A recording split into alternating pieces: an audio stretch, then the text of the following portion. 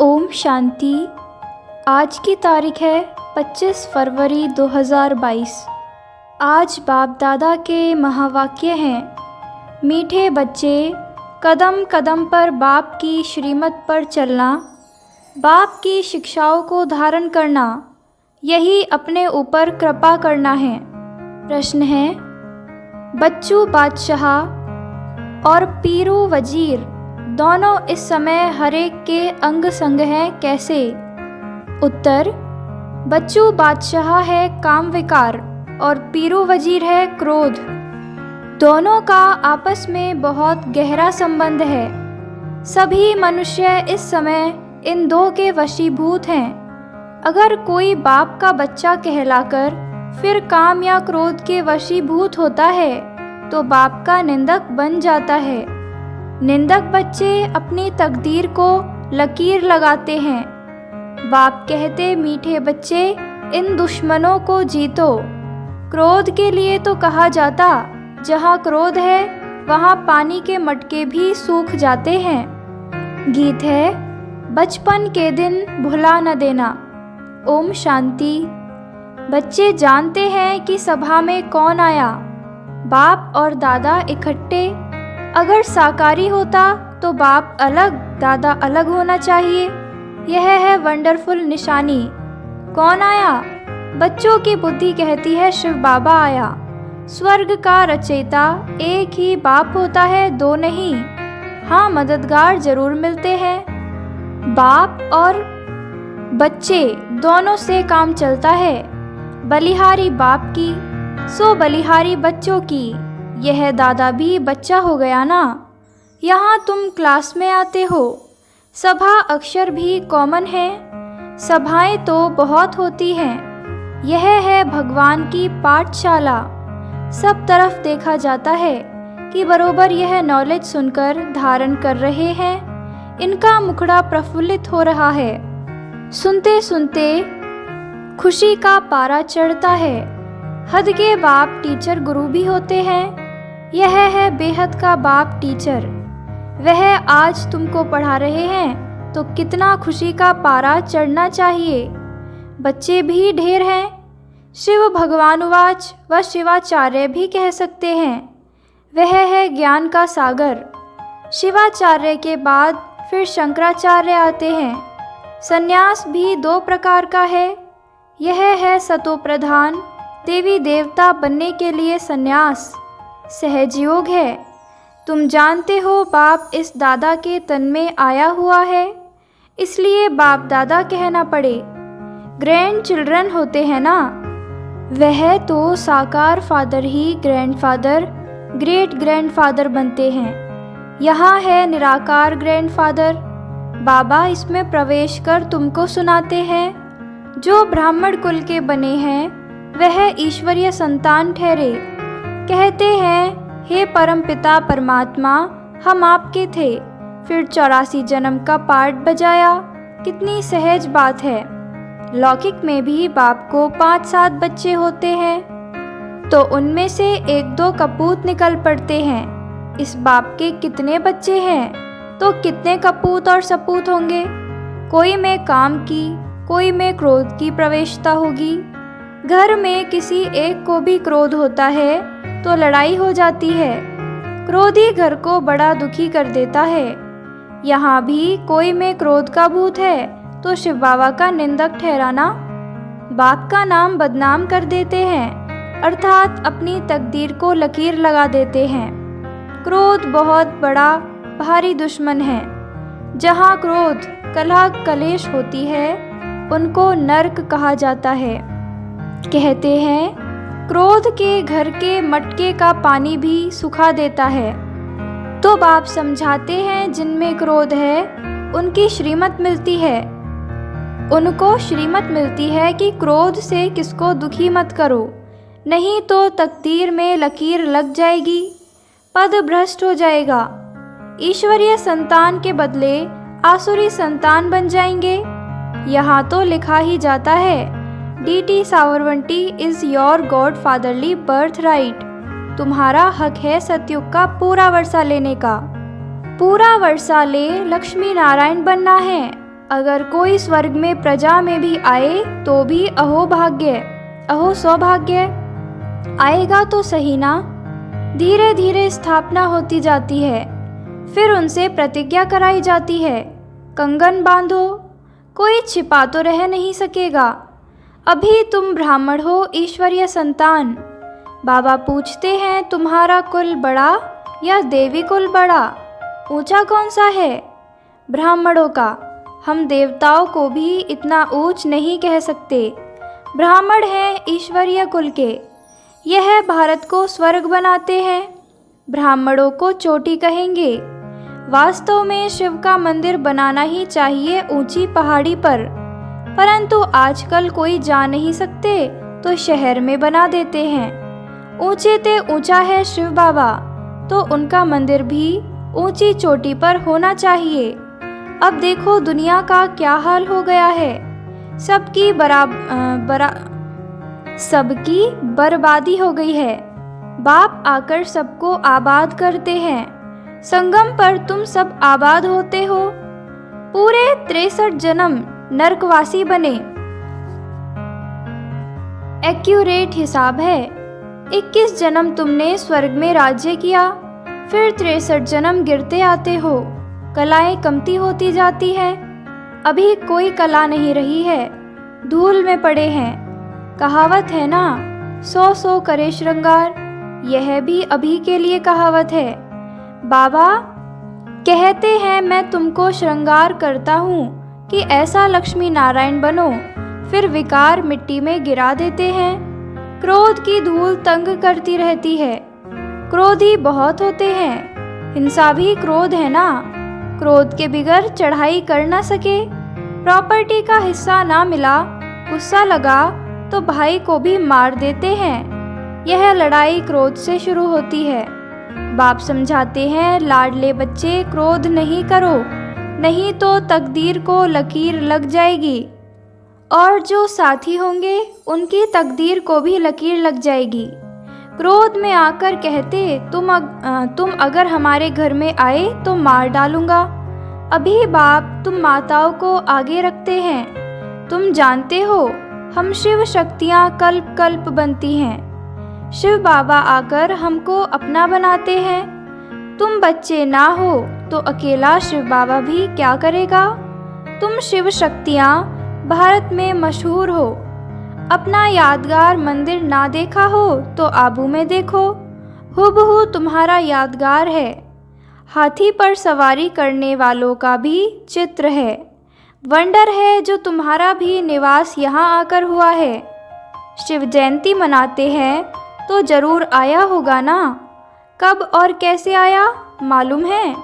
जिसने भारत को हीरे जैसा बनाया उनके ऑक्यूपेशन को नहीं जानते हो। देवता ही पहले ब्राह्मण थे जो हीरे जैसा बनते हैं। जिन ब्राह्मणों ने मदद की वह देवता बने। तुम सबका ऑक्यूपेशन समझा सकते हो, परंतु समझेंगे बहुत थोड़े, क्योंकि राजधानी की लिमिट है ना। इसलिए कोटों में कोई कहा जाता है, मम्मा बाबा कहकर भी फिर भूल जाते हैं। अहो माया तुम कितनी दुष्टर हो। यह तो होता ही है। बड़े बड़े कमांडर्स भी मर पड़ते हैं, गोली लग जाती है।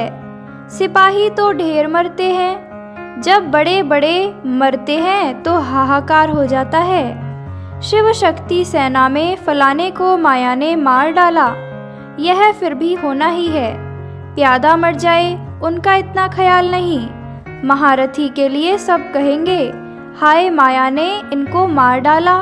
ऐसे नहीं कि स्वर्ग में नहीं जाएगा, भलाएगा, परंतु पदभ्रष्ट हो पड़ेगा। इसलिए बाबा कहते हैं उस लाइन में नहीं जाना। कल्प पहले जो गए हैं वह तो जाएंगे ही।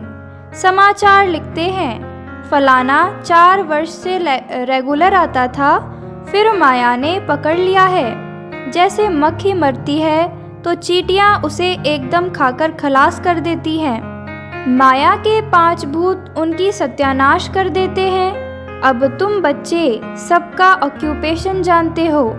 इस्लामी, बौद्धि, क्रिश्चियन कितने जन्म लेते हैं वह भी तुम जानते हो। कितना बुद्धि का ताला खुल गया है। ज्ञान का तीसरा नेत्र जबरदस्त मिला हुआ है। बाबा कहते हैं गीता है सबसे मुख्य, बाकी सब हैं उनके बाल बच्चे। गीता है माई बाप, माई गीता और बाप शिव, उनसे हम पैदा हो रहे हैं। वैसे ही और शास्त्र भी सब उनसे पैदा होते हैं। जैसे आत्माओं का है शिव बाबा सबसे ऊपर में है, वैसे सब शास्त्रों से ऊपर है सर्वशास्त्र शिरोमणि श्रीमद् भगवत गीता। सिर्फ कृष्ण भगवानुवाच डालने से सारा गीता का प्रभाव उड़ा दिया है। यह भी ड्रामा में है। मूल बात है निरंतर शिव बाबा को याद करते रहो। जो बाप की श्रीमत पर पूरी रीति चलते रहते हैं उनकी याद भी वृद्धि को पाती रहेगी। जितना आज्ञाकारी वफादार होकर रहेंगे, कहेंगे बाबा मैं आप पर बलिहार जाता हूँ, देह सहित सब कुछ भूल अकेला बनना है, इतना संन्यास करना पड़े। बहुत बच्चे हैं जो बिल्कुल बंधन मुक्त हैं, आते रहते हैं तो भी जैसे मोह के कीड़े। पति व बच्चों के साथ मोह है तो शिव बाबा के साथ बुद्धि योग लग न सके। जब तक सच्ची दिल से साहिब पर बलिहार ना जाएं। गपोड़े तो भल लगावें परंतु इसमें बलिहारी पूरी चाहिए। पूरा ट्रस्टी बनना है, कदम कदम पर श्रीमत लेनी पड़े। बहुत बच्चे हैं जो शिव बाबा को पोता मेल भेज देते हैं, फिर पूछते हैं शादी कराएं, मकान बनाएं। बाबा कहेंगे भल बनाओ, हर्जा नहीं है। कभी ना नहीं की जाती। जब नष्ट मोहा बन जाते हैं तो पूछने की भी दरकार नहीं। ऐसे नहीं कि कोई पूछे विकार में जाऊं तो कहेंगे हाँ भले जाओ, नहीं, यह तो फिर मूर्खता कहेंगे। बाकी कोई बात में नुकसान नहीं है तो भले करो, नष्टो मोहा हो फिर तो जो चाहे सो करो। बाप जानते हैं तुम सर्विस में तत्पर रहेंगे, बाप को फॉलो करते रहेंगे। यह पुराने बच्चे सब बलि चढ़े हुए थे ना, बलिहारी की भी महिमा है। हैं तो सब गरीब, माताएं बड़ी अच्छी हैं, इन्हों को क्या बलि चढ़ना है। बलि चढ़ना होता है साहूकारों को, स्त्री को तो कुछ देते नहीं हैं। कोई विरले स्त्री के नाम पर सब विल कर जाते हैं, नहीं तो बच्चे आदि सब लूट लेते हैं। आजकल तो कोई भी कुछ सुनता नहीं। 2 पैसा दो, काम निकल जाएगा। जजमेंट भी झूठी दे देंगे, फिर भल कोई का बेड़ा गर्क हो जाए। बाबा को तो कहा जाता है supreme justice, supreme teacher, supreme सतगुरु, फिर सुप्रीम धर्मराज भी कहा जाता है। उनकी जजमेंट में नीचे ऊपर कुछ भी नहीं हो सकता। ड्रामा में ऐसी नूंद ही नहीं। बाकी यहाँ तो 1-2 के ऊपर बहुत। कोर्टे न्यायालय है, कहाँ कहाँ तो प्रेसिडेंट की भी नहीं चलती है। बाप कहते हैं लाडले बच्चे अशरीरी बनना है, बाप के साथ चलना है। बाप गाइड है ना, लिबरेटर भी उन्हों को कहते हैं। सब टाइटल उनके हैं, पीस मेकर भी वही है। आजकल यहाँ भी पीस प्राइज देते रहते हैं। पीसलेस बनाने वाली है माया। पीस होती है सतयुग में व मुक्ति धाम में। निर्वाण धाम में तो बिल्कुल ही पीस है। सतयुग में भी 100% पीस, प्योरिटी और प्रॉस्पेरिटी है।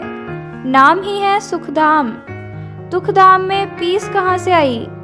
सन्यासियों को थोड़ी बहुत शांति है, परंतु वह तो है कागविष्ठा समान। सतयुग में ऐसे नहीं कहेंगे। यहाँ का तो राज्य भी कागविष्ठा समान है। बाप समझाते हैं माया बहुत थप्पड़ मारेगी। अंदर गुटखा खाते रहते हैं, सच नहीं बतलाते।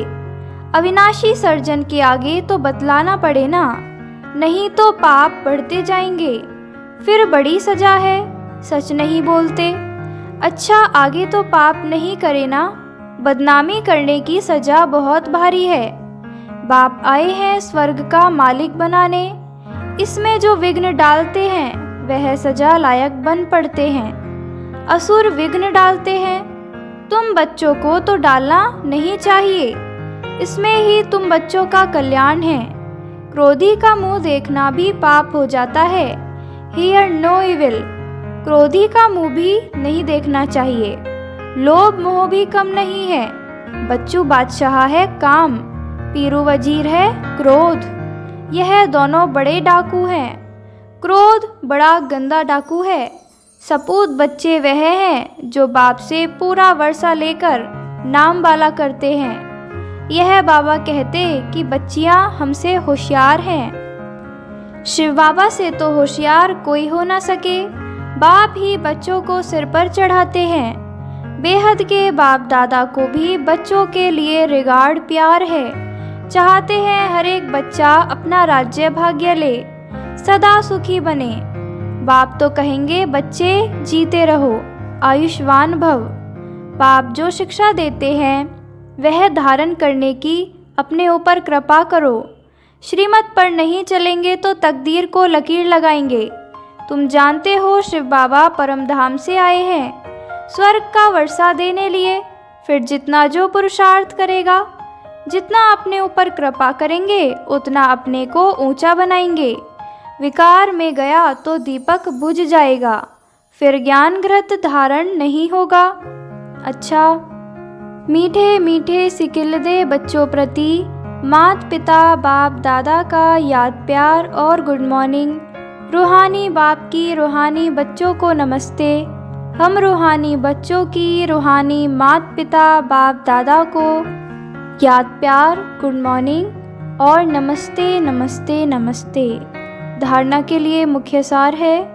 पहली पॉइंट, दिल से साहिब पर पूरा पूरा बलिहार जाना है। पूरा ट्रस्टी बन कदम कदम श्रीमत पर चलना है। देह सहित सब कुछ भूल अकेला बन जाना है। सेकंड है, बच्चा बनने के बाद बाप के कार्य में विघ्न नहीं डालना है। कोई भी बदनामी का कार्य नहीं करना है। आज्ञाकारी और वफादार बनना है। वरदान है आज, समय और वायुमंडल को परखकर स्वयं को परिवर्तन करने वाले सर्व के स्नेही भव। समय और वायुमंडल को परखकर स्वयं को परिवर्तन करने वाले सर्व के स्नेही भव। जिसमें परिवर्तन शक्ति है वो सबका प्यारा बनता है। वह विचारों में भी सहज होगा। उसमें मोल्ड होने की शक्ति होगी। वह कभी ऐसे नहीं कहेगा कि मेरा विचार, मेरा प्लान, मेरी सेवा इतनी अच्छी होते हुए भी मेरा क्यों नहीं माना गया। यह मेरापन आया माना अलाय मिक्स हुआ। इसलिए समय और वायुमंडल को परखकर स्वयं को परिवर्तन कर लो तो सर्व के स्नेही और नंबर 1 विजयी बन जाएंगे।